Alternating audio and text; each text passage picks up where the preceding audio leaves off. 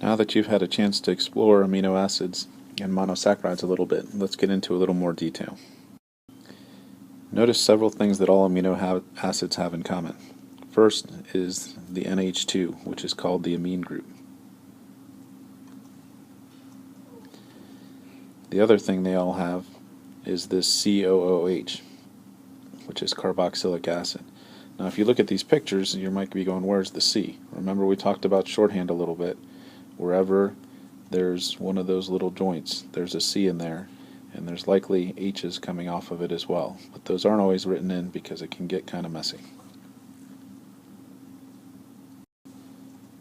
As you looked at monosaccharides, you should have seen these are all carbon rings. Typically, there's the fifth carbon there in ribose.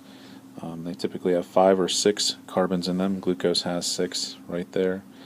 You can see fructose has 1 up there, 2, 3, 4, 5, and then 6. The other one's not labeled. Once again, those corners, the C's are not always labeled. And ribose is a 5-carbon sugar and has that pentagon shape. They typically make rings that are hexagon or pentagon shaped. 2 monosaccharides can join together, in this case glucose and fructose, to make what's called a disaccharide, and sucrose is a disaccharide. There are 2 sugars in a disaccharide. You can put together many monosaccharides and make what's called a polysaccharide, because poly means many. And as you look at the examples here, glycogen is one of those, and cellulose, which is what helps give plants their structures, and wood makes wood hard, is another example of polysaccharides. They'll have different structures, but those are very important carbohydrates in our body, and because there's so many monosaccharides, they'll contain much more energy than a single monosaccharide, but they're also going to be a lot more difficult to digest. We don't digest cellulose very well, and termites even need protists in their gut to help that process out.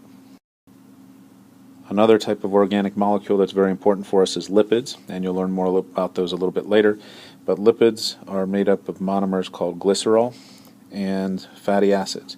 You can see we have 2 different fatty acids here. The top one is a saturated fatty acid because it's holding as many hydrogens as it can, and the bottom one is a monosaturated fatty acid. Once again, the shorthand here, all these little jumps and bumps would be carbons, and it's assumed that there's H's off of them.